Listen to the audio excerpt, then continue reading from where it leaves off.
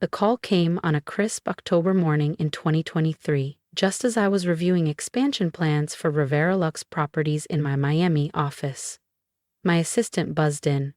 "Miss Rivera, Elegant Affairs Wedding Planning is on the line." I almost ignored it until I remembered my younger sister Bianca was getting married next month. Had quietly paid the $50,000 0 cents deposit 6 months ago when I learned they were struggling. I wanted her day to be perfect, even if my family never acknowledged me. "Elena Rivera speaking," I said. A polite voice answered. "Hi, this is Amanda from Elegant Affairs. I have some uncomfortable news." I put down my pen. "Go on." "Your family contacted us yesterday. They asked us to remove you from the guest list completely. They mentioned a family dispute and said you're not to attend." Her words hit like a blade, but I kept my tone steady. "I see." "One more thing," Amanda added. "They also requested to keep the $50,000 0 cents deposit you paid. Mrs. Henderson explained it's already been spent on other expenses." Through the glass wall, I stared at the Miami skyline. The one dotted with hotels and condos I owned. My family had no idea their failure of a daughter ran a $4,200,000,000 0 cents real estate empire. "Mrs. Rivera, are you there?" "Yes," I said coolly. "Cancel the wedding, everything. The venue, catering, flowers." Amanda gasped. "You can't, you're not the bride." "Amanda," I said softly, "who owns Elegant Affairs?" Rustling papers. "Rivera Luxe Holdings." "And who owns Rivera Luxe Holdings?" A long pause. "You." "Exactly. So yes, I can cancel this wedding." "In fact," I said, my voice like steel, "let me be more specific. Cancel their reservation at the Coral Bay Resort. That's one of mine too." Amanda stammered. What? And Ocean Luxe Catering? Mine. The floral designs from Maison Verde? Also mine. The photography package from Radiant Lens Studio? Mine. The bachelor party suite at Azure Sands Resort? Mine. Her breathing quickened on the other end. "Ms. Rivera, I had no idea you were—" "There's more," I cut in smoothly. "The rehearsal dinner at Palmera Rooftop? Mine. Even the limo service they booked through Prestige Elite Transportation? Also mine." Silence. Then a shaky whisper. "But Miss Rivera, the wedding is in 3 weeks. 200 guests, everything's booked."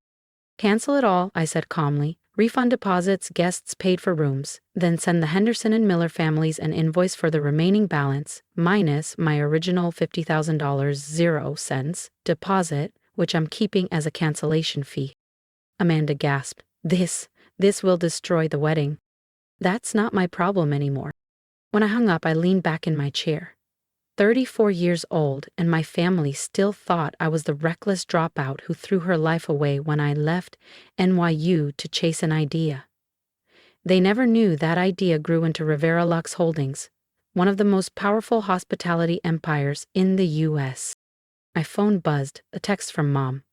"Elena, your attitude toward Bianca and Daniel has been unacceptable. It's best if you don't attend the wedding. We'll keep your contribution since it's spent." I smiled as I typed, "Understood, enjoy the celebration." What they didn't know? I built my empire in silence, starting with one failing venue in Little Havana.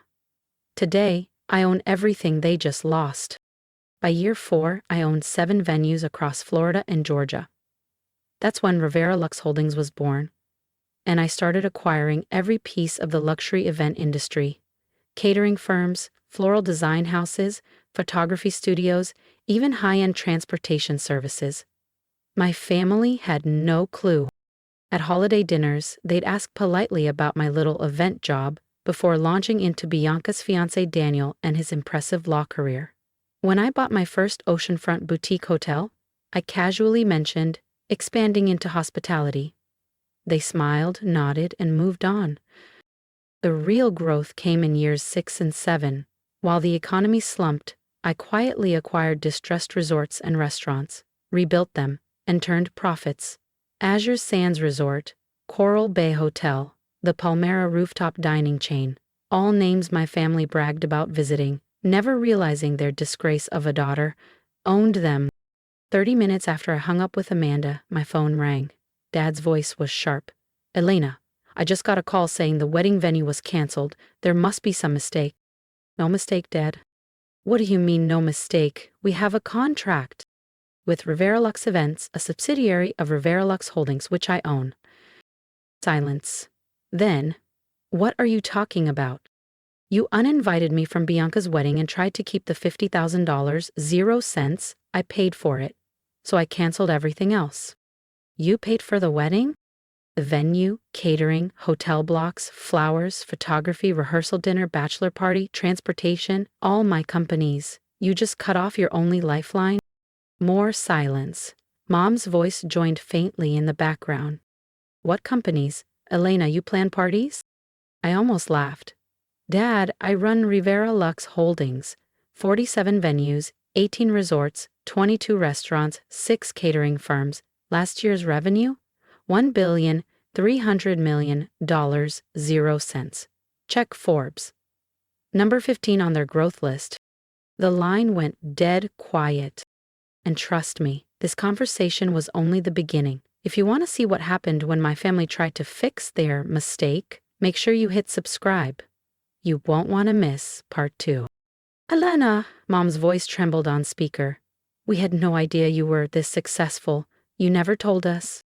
I almost laughed. I tried. Every holiday dinner for 8 years, I tried. Remember when I mentioned buying Azure Sands Resort?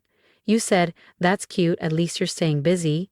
When I told you about expanding into hotels, you asked when I'd get a real job. Dad cut in, but you dropped out of NYU. To build this empire, I replied. While Bianca's fiancé was studying law, I was writing contracts worth millions. He cleared his throat. Surely we can work something out. Bianca's wedding isn't my concern. You uninvited me, remember? Said I'd ruin your perfect day. We didn't know. You didn't know because you never listened. You saw a dropout and assumed failure. You never looked closer. My phone buzzed. Amanda again. Dad, I need to take this. I switched lines. Amanda? Miss Rivera, I've had calls all morning. Your parents, Bianca, even the groom's family. With 3 weeks' notice, it's impossible to rebook. Every quality venue is sold out. Catering, photography, everyone's locked in. I smiled faintly. What about Palmyra Rooftop?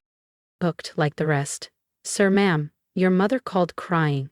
There are 200 guests flying in. She's begging for a solution. Any solution? Yeah. Fine. They can have the wedding at the Mariposa Room, my smallest venue.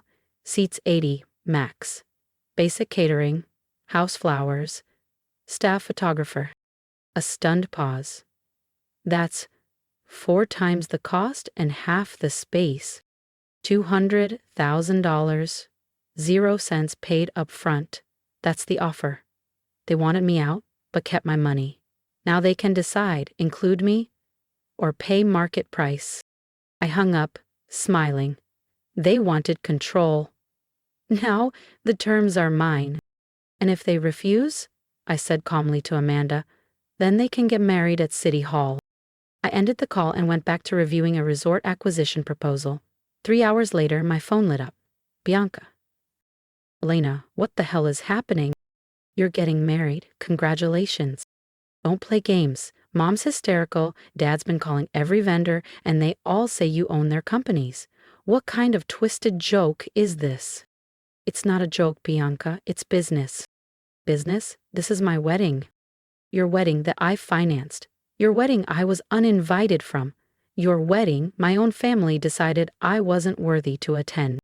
We thought it would be easier to erase me while keeping my $50,000, 0 cents?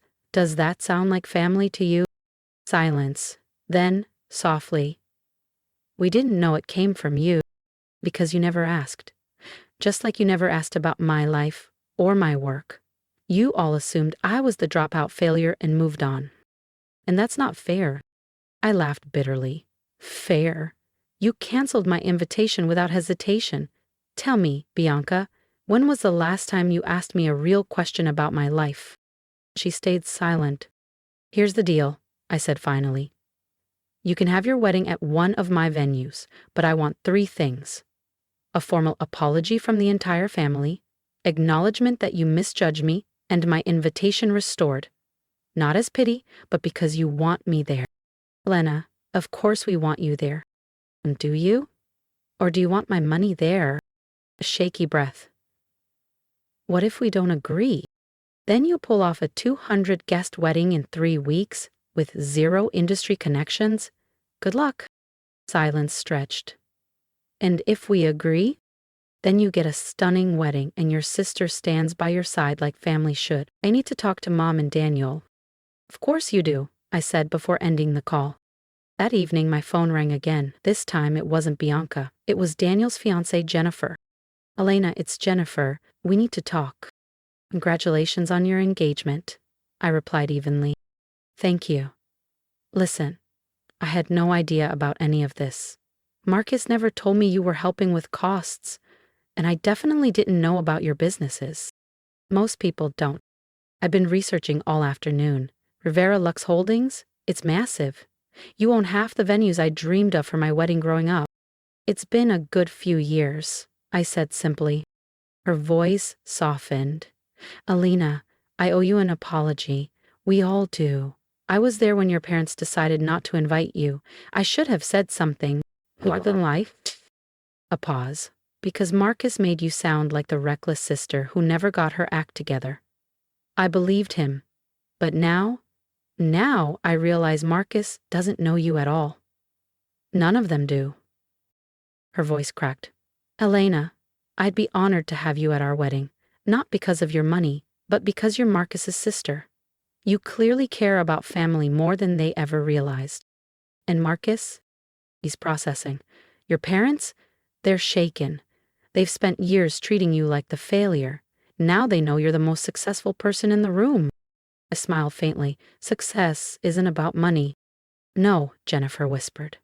But respect should be about giving credit where it's due. And you've deserved it for a long time. The next day, Amanda called. Ms. Rivera, your family accepted your terms, deposit paid, invitation restored. Your father asked me to tell you they want a formal apology meeting. And Marcus, he wants to know if you'd be his maid of honor. I leaned back, gazing at the Miami skyline.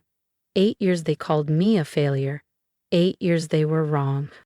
Yes, Amanda, I said calmly, schedule the meeting for Saturday, the Mariposa Room at Coral Bay Resort, my private dining space, and make sure the catering is flawless. By 2 p.m., everything was perfect. Floor-to-ceiling windows framed the turquoise ocean. Crystal chandeliers sparkled above a mahogany table set for 6. This resort had once been a failing property. I'd turned it into Miami's crown jewel. I stood by the window when they arrived. Mom, Dad, Bianca, and Daniel. Their eyes swept across the room, awe written all over their faces. Elena, Dad said stiffly, extending a hand. Thank you for meeting us. Please, I gestured to the table, as servers entered with a curated tasting menu from the same kitchen that served governors and celebrities. Mom's voice was soft. This place is unbelievable. I had no idea. That I owned it? I asked lightly. I mentioned buying a resort 3 years ago. You said, that's nice. Dad cleared his throat. Elena, we owe you an apology. A big one. Go on. We misjudged you. For years we saw what we wanted to see instead of the truth. Bianca leaned forward, eyes glassy. I'm sorry for dismissing you, for uninviting you, for assuming you didn't matter. Why did you assume that? Because you dropped out of college, because you didn't take the traditional path, because you never bragged about what you'd built. I tilted my head. Would bragging have changed anything? Bianca shook her head slowly. No. But if you'd told us clearly...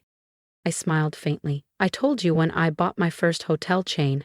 You said, that's nice, then switched the subject to Daniel's latest case. Jennifer spoke softly. Elena, we'd like to start over. All of us. We want to know about your life, Mom said softly. Your business, your plans. We want to be a real family. I studied their faces. And if I hadn't turned out wealthy, what then? Dad didn't flinch. Then, we probably would have kept misjudging you. That's what makes this so shameful. At least he was honest. Mom's eyes filled with tears. Elena, I'm proud of you. Not just for what you've built, but because even after everything, you still wanted to help with the wedding. You're my family. That matters. Even when I didn't act like it. Bianca stood suddenly, walking around the table. For the first time, her confidence seemed cracked. Elena, I know I don't deserve this, but would you be my maid of honor? I looked at my sister, the golden child who'd lived by every rule, never taking risks, never building anything of her own. For the first time, she looked uncertain, vulnerable, like she finally saw me. Bianca, I said softly, I'd be honored. The wedding took place 3 weeks later at the Mariposa Room, my smallest venue, yet still breathtaking. The terrace overlooked gardens featured in Architectural Digest. My staff executed the event flawlessly, while my family looked on, speechless. During my toast, I faced 200 guests. Whispers about my empire floated through the room, but I spoke from the heart. When Bianca and I were kids, I began, she always looked up to me. Somewhere along the way that changed. She started thinking I'd taken the wrong path, that I'd given up on success. But the truth is, I never gave up on success. I just defined it differently. I paused, meeting my parents' eyes. Success isn't about meeting someone else's expectations. It's about building something meaningful and sharing it with the people you love. Glasses clinked, cameras flashed, and for the first time in years, I felt like family again. Later, on the terrace, Dad approached quietly.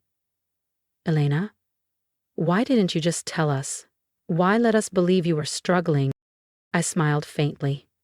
Because I wanted you to be proud of me for who I was, not what I owned. I wanted you to believe that taking a different path could still have value. And we failed that test. You did, I admitted.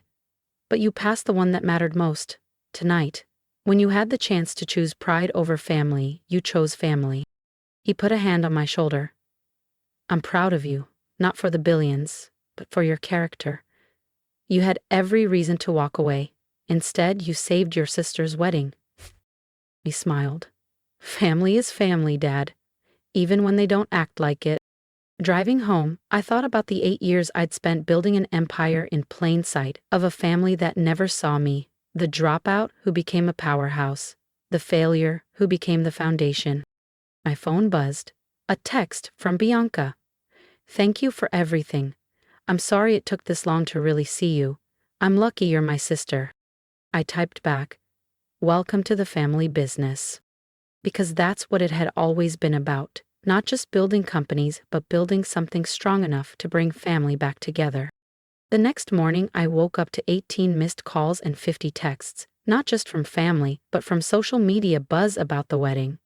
Photos of the venue trended, and for the first time, my parents asked when we could have dinner again. Real dinner, family dinner.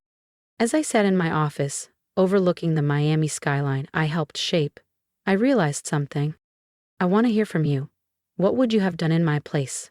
After 8 years of being underestimated, I finally had the power to choose between pride and family. Did I make the right call?